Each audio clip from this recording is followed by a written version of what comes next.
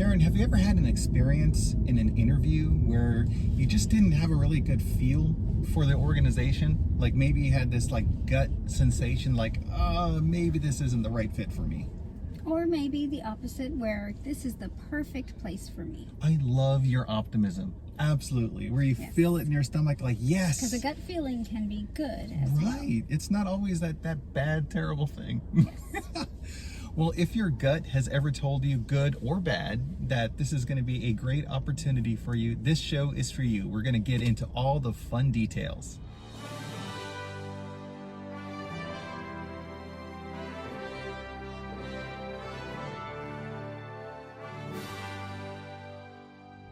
Well, hello everyone. I'm Javier. And I'm Karen. And together we are the Gov Geeks. We get together mobile, exactly. We are en route right now. We get together every Thursday, roughly around 6 o'clock, to talk about getting in and getting ahead in government. And we usually do this live, but now here we are doing it in a mobile version. It's pretty fun, yeah? Right. Live to us at the moment. Live to us.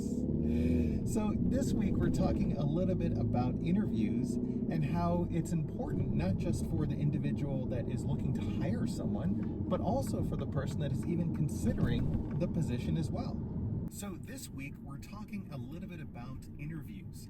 And it's not just an important thing for the people that are making the hiring decision, but also for the people that are considering taking on the position, right? Yes, also for the candidates. You as a candidate, you are trying to see if it's a good fit for you. Whether Absolutely. you're a good fit for the culture, for the position, with the managers, so all the above. Yeah, I mean, is this something that you should even really consider? What if it sounds fantastic, you go in there for the interview, and then all of a sudden, maybe not? Or what if it's one of those opportunities, like how you were saying, maybe you didn't feel so great about it, but then when you went in for the interview, yes, you felt so much better. Yes. Yeah, so it's important for you to consider really, what's going on. Yeah. Well, Karen, you brought up a good point in terms of happy things that could happen in an interview. Have you had any happy experiences after you've conducted an interview or been interviewed for a position? Both. Yeah. I think it's having an interview that goes really well, where you connect with either the interviewee or the person conducting the interview, where you just find that you both have the same ideas of where you're trying to go with your career, and the culture seems like a good fit. So I think definitely have had those experiences from both sides of the table. Yeah, and it's a great feeling to have that connection. And also, if you don't have that great connection, and perhaps it feels a little bit bad, well, it's good to know ahead of time before you make a big decision about something. So we wanted to share with you all some strategies to help you manage through all of this stuff.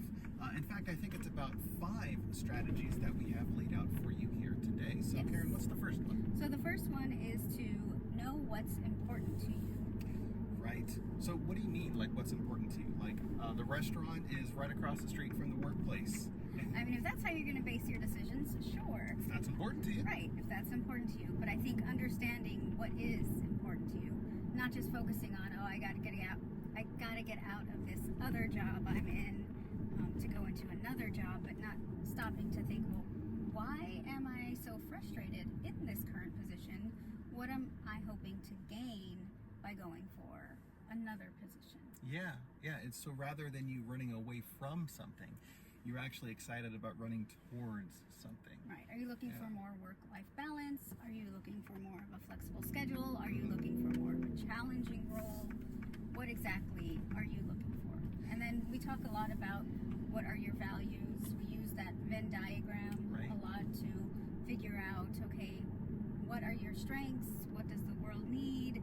What positions are out there? What can you get paid for? Mm-hmm. What is your passion, and how can you get paid to do that work? Exactly. Yeah. Is that work really there? And are you, feeling connected with what that is? And we always talk a lot about reflection. So if you take an opportunity to write down things that you honestly and genuinely care about, what is important to you?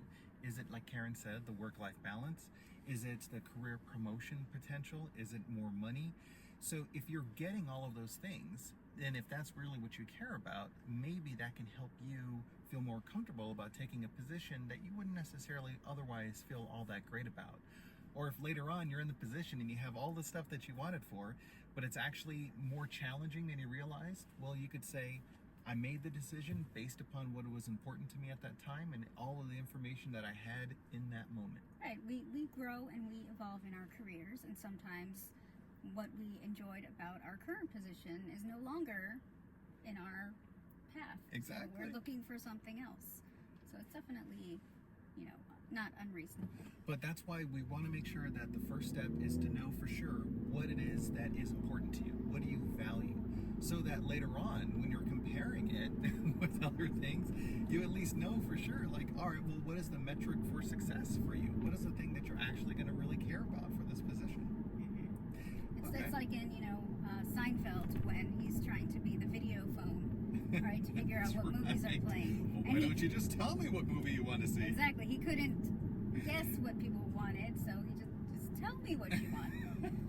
So with your career, just tell them what you're looking for. Tell yourself what you're looking for. Right. Be honest with yourself. Yeah. Yeah, because sometimes we feel, okay, maybe I want this. I'm in this part of my career. This is what I should want. But maybe that's not actually really what you do want. I mean, and also, how is the supervisor or the organization responsible for giving you something, even if you don't know what the heck you want yourself? Yeah, that's a big question to think about. It is a Dear Diary moment. All right, well, what's the second strategy? The second strategy is to listen, because their questions, the questions that they're asking, say a lot about the organization, the position. Why are they trying to fill this position? Right. Do you have experience dealing with difficult work colleagues? That might hint towards maybe there are some difficult work colleagues or difficult situations I'm going to be brought into as part of this new role. Yeah, exactly, because their best interest is the organization. That's why they are representing the team, themselves, the organization, all of that stuff. So essentially, if that is what's important for them, they are going to try to find individuals that fit with what that requirement is. So if by chance they're looking for something, there we go, got to make sure we're safe. Which was the first time I've actually seen them flip the sign. That was pretty cool, right? Yes, and you all had a chance to see it. Thanks for hanging out with us with the Go Geeks. This is a great stuff that we provide you guys. We're just so awesome like that, right? Public service at its great, at its finest. At its finest. With the DC police changing the lanes during rush hour. So, yeah, I mean, the organization is going to look for what they care about and what they need in that individual hire, because they're not just looking for what is the best fit for them in that moment, but also what is the best fit for them in the future, because they are trying to build cultures, they're trying to establish better partnerships.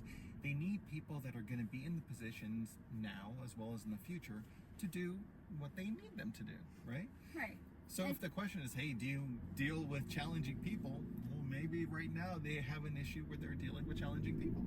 Right, exactly. So they need somebody with that skill set. Or maybe they just want to know, which you can ask, clarifying questions. Absolutely. And it's also something to note that, sure, we tell you to research the organization, look at their mission statement, look at their vision statement. But sometimes, individual units or individual teams have their own set of mission statements and values. So you want to make sure that you're also understanding how they fall within the greater mission of the organization. Yeah. And just because on paper they say that they are friendly with work-life balance and they value collaboration and team support and everything, that doesn't necessarily mean that that's what the reality is. So listen to what they're saying and what they're asking in a way to figure out, well, is that actually the truth? Actions speak a whole lot louder than words, don't they? Right. Okay, well, what's the next one? So the next one is to note their reactions to your questions. Oh, yeah. Do they avoid the question? Are they overly defensive? Right? These are some things really to consider. So when you mention avoid the questions, why would you think a person would want to avoid a question that an interviewee may ask? I would think that they're avoiding it because they don't want it to make it seem like it's a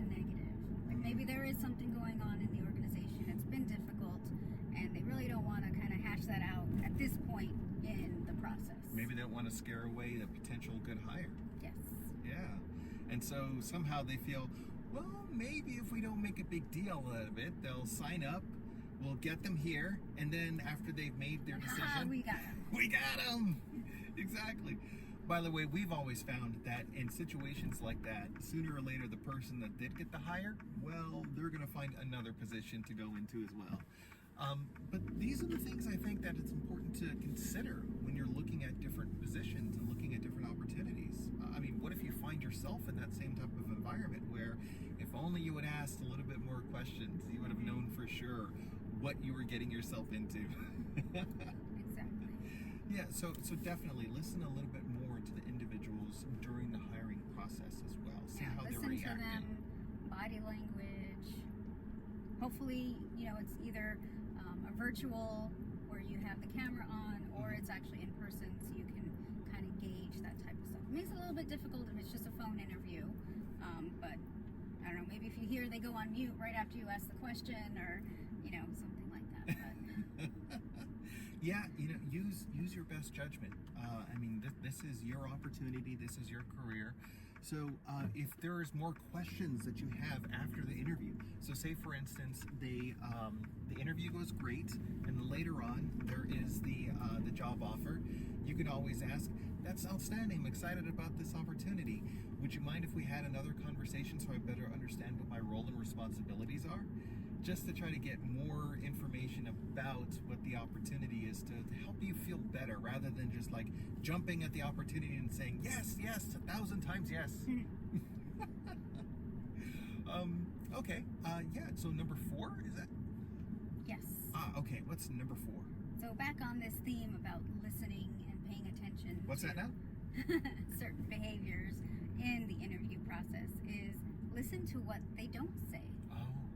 Absolutely. So it's not just them having a nice sales pitch, but perhaps there's something else that they're talking Right. about. If they don't mention work-life balance or flexible schedules or any of those type of buzzwords, definitely pay attention to that. Yeah. Especially if that's something that's important to you. Exactly. If that's what they really care about.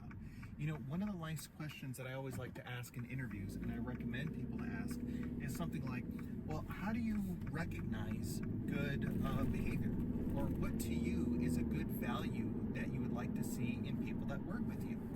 And if they say stuff like, oh, hardworking, able to juggle many assignments, willing to stay late and get the work done, I mean, it's great that they're being honest, but what they're describing is an environment where a person perhaps is not so, well, like people cutting us off. That's not necessarily the best of environments for a person that really cares about work-life balance.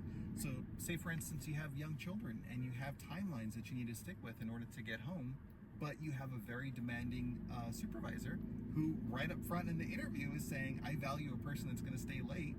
Well, maybe they're not going to value what you value. Right. It might not be a good fit. It could be a perfect fit for someone else, but is it a good fit for you? That's a very good question. Yeah. Okay, what's the next one? So the final one. Here we go, final one, number 5, drum roll. Is to trust your gut. Yes, we were talking about this one at the beginning, trust your gut. So, I mean, wait a minute, are we talking about like breakfast burritos, trust your gut, or what? Trust what your gut is telling you after you've had those, what did you call them? Tacos for breakfast? Right, your cereal tacos? Which I don't know what the heck cereal tacos are. Maybe there's such a thing. It just sounded delicious in the moment. Maybe I was a little bit hungry when I was thinking about that. Maybe so. Maybe so. This is a little insight into, good old Gov Geek over here, what's going on. But yeah, trust your gut. There's this great thing about the amygdala in our brain. It's this center that allows us to understand the emotions that we're experiencing, but there is no verbal processing to it. There's no words that we can kind of put to it. Our frontal cortex is really able to label things well enough. So if you feel a certain type of pit in your stomach, concern, issue, anxiety, problem, your body is telling you something. Or if like in your very heart of hearts, you feel really excited about the opportunity and you feel that there's a good connection, well, that's also your gut telling you something good about the opportunity as well. Yeah, Taryn, so have you ever had a good gut feeling about something? Oh, absolutely. I don't know why, I just got a good hunch about this one. Exactly.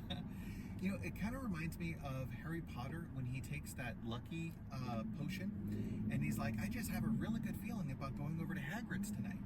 And when he does that, he's able to work and get all of the information that he needs from some of his professors. And he does it in a way because he just had a good feeling about something. And maybe you guys perhaps can recall a time where you just really had a good hunch about something. And then later on you were there and you're like, I couldn't quite put my finger on it, but I knew that this was a good thing for me. And then things were fantastic. Yeah, there's something to say about just trusting that gut feeling. Because sometimes going against it and trying to overanalyze too much Right. can, does not end up well sometimes. Yeah, that could be an issue or a concern. It kind of pops up where your gut is telling you no. Well, it's interesting because the amygdala, it is built on our number of experiences that we've had over our lifetime. For instance, if you have had a certain something that you've tasted before and it tasted bad to you, and you realize later on that the food actually had gone bad, and so you got sick. So then later on, your brain... You're talking about the vegan cheese. I know. Oh my gosh, guys. You know, I totally gave vegan cheese a chance, or at least this particular brand, because I do like vegan food. But this vegan cheese, Did not agree with your it did stuff. not agree with me. It had a few words to say, to say the least. But now your stomach is like, every time you see that, you kind of avoid it. And anything that you had the cheese on, you kind of like have... Exactly. Right? Your Because system's body telling is me, trying hey, to whoa, wait a protect minute. you. Right? And that's the same thing when you're considering your career options. I mean, maybe there's something about the interviewer that reminds you of another person and how they treated you previously. Good, bad, or indifferent, that is just how your system is helping you to keep yourself safe. So, yeah, I mean, trust your gut, trust your instincts about things. Right. Trust your gut, but you do want to do some sort of, thinking through pros and cons and things like that, but don't overdo it. Like, if your gut keeps telling you and it keeps gnawing at you, then maybe there's something to that. Right, absolutely. Talk with other people. At least consider it. Have that as part of your formula that you have. Because there have been times where, honestly, I've had bad gut feelings about something. For instance, going on a roller coaster. I personally get a little bit nervous about all of that. And then, like, especially the cool ones that's like a yo-yo where you're spinning round and round. And then afterwards, I'm like, that was fun. I really enjoyed that. But before, I wasn't all that excited about it. But I made it through somehow. Somehow. Anyways, so yeah, use your gut as a factor in everything as well. All right, cool deal. So those are our 5. Karen, can you please give a rundown of our 5 that we will share today? Yes. So the first one was to know what's important to you. So as you're going through the interview, you want to make sure that you have taken that moment to learn what's important to you.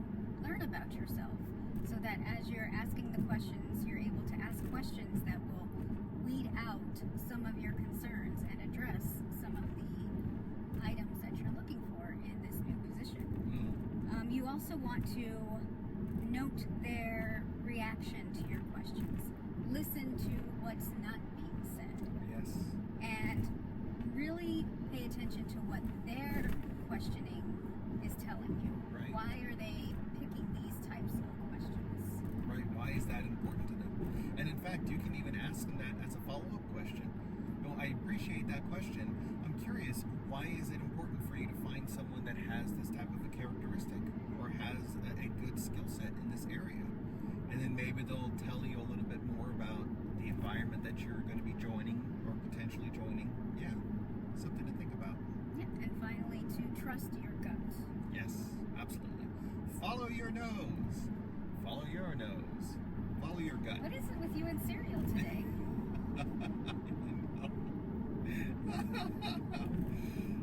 So we've come to the part of our show where we talk more about questions from the GovGeekdom. So feel free to come out to thegovgeeks.com, go to the Contact Us page, and submit your questions there. You You can also reach out to us on Twitter, Instagram, Facebook, of course, LinkedIn. Submit any questions there. We're happy to talk about them here on our show. So, Karen, I think we have one question this week, right? Yes. It Okay. is Sure. how do I avoid burnout? That's a very important question. Yeah, absolutely. So burnout is something that we all experience because it's related to a degree of stress or anxiety, and all of us experience that in one way or the other. I mean, heck, we even pay money to go, to an amusement park, like I was talking about, where we put ourselves in stressful or anxiety-ridden situations to have a little bit of stress. Or we play different types of games. Like, what was one we were talking about? There's Operation. I can't remember the name of it. It was essentially you have all these little shapes that you have a certain amount of time to fit into this game board that is mechanized, and at a certain point it's going to pop up. Right, because it's Things on a timer. Yeah, it wasn't concentration. I can't remember what it was, but it was a game that we would play for fun where it would cause this angst and anxiety of, oh my gosh, when is it going to pop up? How many can I get in here? Right. And then boom, everything kind of like, all the pieces get thrown everywhere. Well, it's kind of like going to the escape rooms, where you have this like ticking clock, and you're so worried. Oh no, can we get out of this room in time? We need to save Sherlock Holmes, or else he's gonna die. Like these big stressful situations that we eagerly put ourselves into. Yeah, willingly put By the ourselves way, into. I am totally terrible at those. I go with Karen, and I just sit back and I watch her do wonders and figure things out, and I'm like, all right, I'm just there as the cheerleader. That's basically what my role is. That's a part of it. That helps, and you help by you've done many things to help us get out of those types Oh, of you're so situations. nice. So I think one of the most important things to answer the question is, when you are feeling that, to really recognize it, kind of identify when this is happening for you. Do you have some biochemical reactions? Are you having headaches? Do you have upset stomachs? Are you concerned about this? Do you see your hands kind of trembling or shaking because of nerves or anxiety about something? Do you have that? You call it the Sunday night feeling or something? Yeah. Do you have that constantly, where you're kind Are of you dreading? worrying about the next day? You're Yeah. dreading going in? Are you finding yourself that during the weekends you don't really have the desire to go out and do things because you're just exhausted emotionally and you just don't really want to go out? Like, those are signs of burnout that you want to make sure that you can recognize and identify that, oh, I may be going through something that's related to burnout. What can I do about it? Right? Yeah. Maybe you need to take a day off like Ferris Bueller and mental health day. Yeah. And maybe you can take a step back and ask yourself a bigger question to avoid burnout. You can say, well, number one, what am I feeling? And number two, what is it that is triggering these emotions in me? Why are these things something that I'm feeling right now? And then you can think through your experiences in the workplace. And once you can see that there are definite connections to what you're feeling and what you're experiencing, well, those are pretty good indicators that that's what's happening. Then the next step after that is to think, okay, well, how can I avoid, or how can I manage these triggers that cause me to feel this type of burnout? Do I need to take more vacations? Do I need to set better boundaries or deadlines with Do I me need to and my delegate supervisor? some work? Do I need to delegate? Absolutely. Do you need to hire more people onto your team or your organization? If you do not have hiring authority, or you don't have the availability to hire more people, well, how can you do the work differently? Right. Have that conversation with your supervisor, because that's an important part of resolving the issue, is having that conversation. Conversation is very important. Because your supervisor more likely notices that there's something going on. I think many of us are kind of trained to be able to notice differences like that. So I think it's important to not only, as a supervisor, understand when an employee is having a hard time, but even as an employee, understanding that your supervisor may be going through some burnout as well. They absolutely could be. Have that conversation. And also, I mean, your supervisors aren't mind readers either. I mean, you could be working for Professor Xavier. Why don't you just tell me what movie you want to watch? Right? I mean, they can't make a very wild assumption to say, I think I could assign this to Karen, but I'm not going to because I think that she's overwhelmed or overworked. I mean, their responsibility is to make sure that they are providing a good workload for everyone, that they are engaged, but sometimes they can't tell, and so you need to help them help you a little bit more. Right, but Karen might thrive under loads of work and a bunch of deadlines for whatever reason. Yeah. And so she wants more I work. didn't know that she felt this way. She always seemed happy and excited about the work that we were doing, so I'm sorry. I thought I was giving you something that made you feel happier or something that you enjoyed. Mm-hmm. When actually, if you're trying to stay calm on the outside, but on the inside you're like, Exactly. And I think always you want to hear for those keywords like I'm feeling overwhelmed. That's a huge one. Managing the workload. And I think just as far as, I know I have conversations with my team, and part of my check-in questions are, well, what have you enjoyed the most about your job? Ooh, that's a great Since question. the last time we checked in, or what have you enjoyed the least? Because then, like you were saying, when somebody enjoys something, they want more of that. So how can you help them to get that in their day-to-day? Because, I mean, we are at work many, many hours a day. So sometimes more than with our families. So Absolutely. you want to make sure that it's enjoyable. I mean, it's an interesting thing because on the one hand, you don't want to complain about something all of the time. You want to demonstrate that you're handling your work, that you're doing a good job and everything. You don't want to throw people under the bus, essentially. But at the same time, you also have to be honest about, well, what's important for you, what are you experiencing, what do you enjoy, what do you not enjoy, so that they can use this as a means of establishing something later on. And then perhaps also later you could say, I mentioned that this was a challenging thing for me, and it takes me a little bit more time to work on this issue or that issue, just as a way to kind of help manage the situation a little bit more. And that's really where you go about developing the partnership, as opposed to, you're just a cog in the system that's waiting for information to be fed for you, free to go complete a certain task or something. Mm-hmm.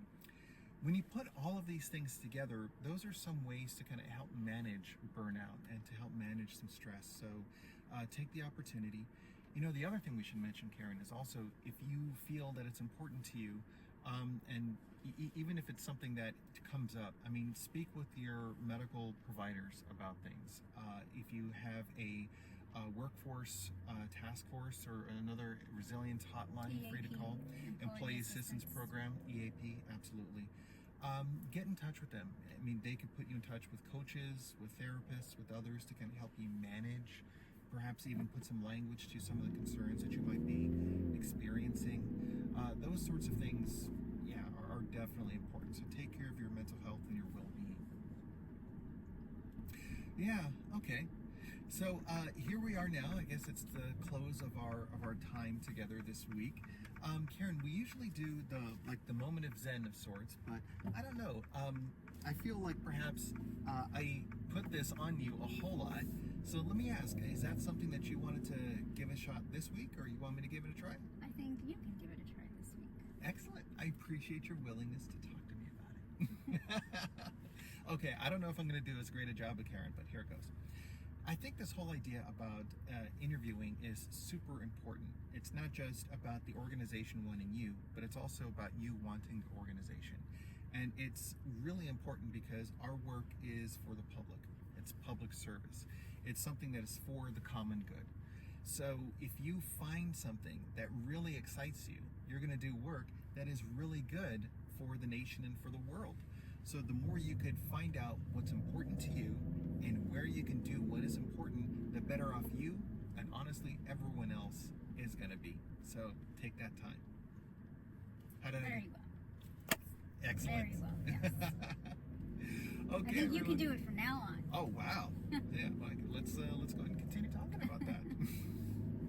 Well, guys, thank you so much for your time. Thank you for your service, and we look forward to seeing you next week. Thank you.